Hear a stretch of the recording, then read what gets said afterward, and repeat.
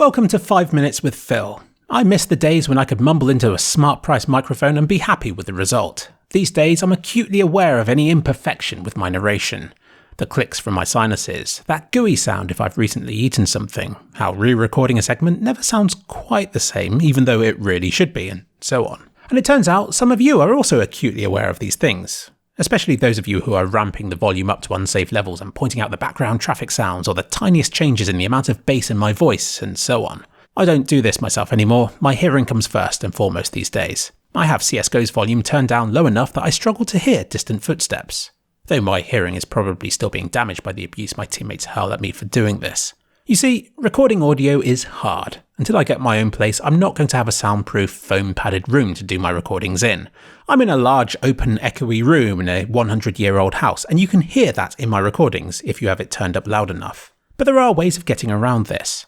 Here is me talking when my mattress is on the ground behind me.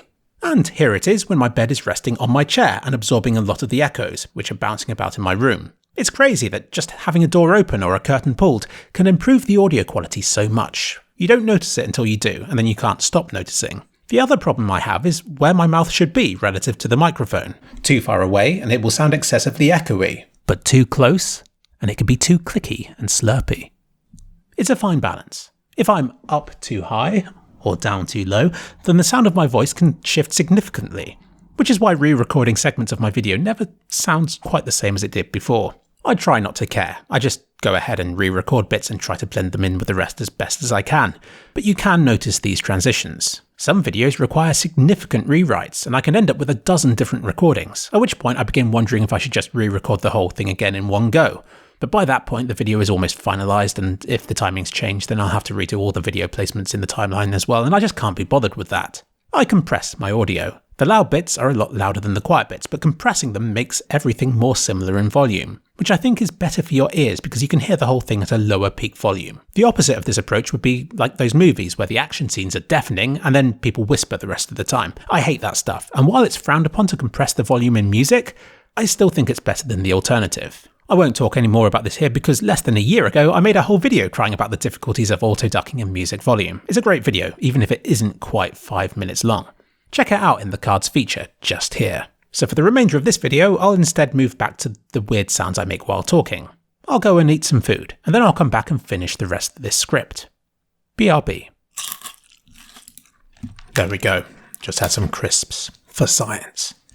Yeah, so eating food makes you more gurgly. And it's not just something that a glass of water can remedy, even though it really should.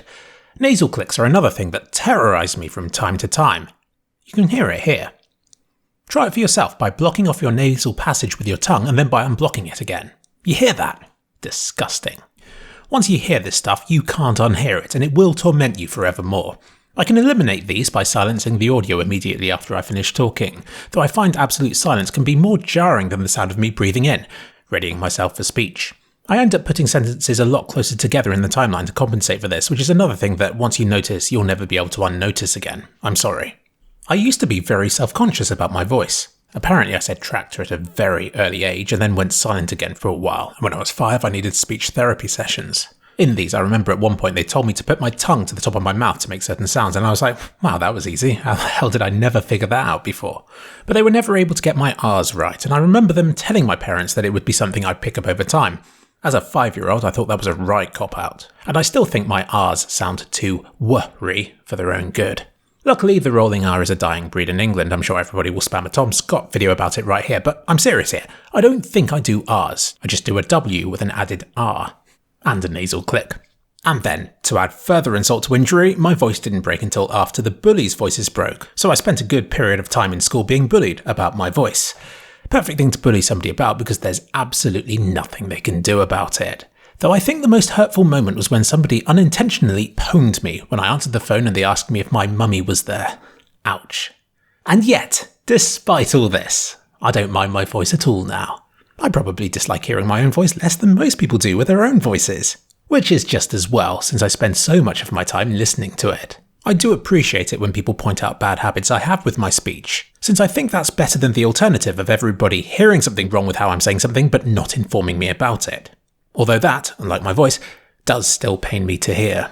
People do ask me quite frequently if I'm using a new microphone. But just know that I'm not. I've been using the same one for like 6 years now, and the differences you think you can hear are just because I'm sat in a slightly different position to normal, or because I've been sneezing, or because I've just eaten pizza. Sorry to disappoint you.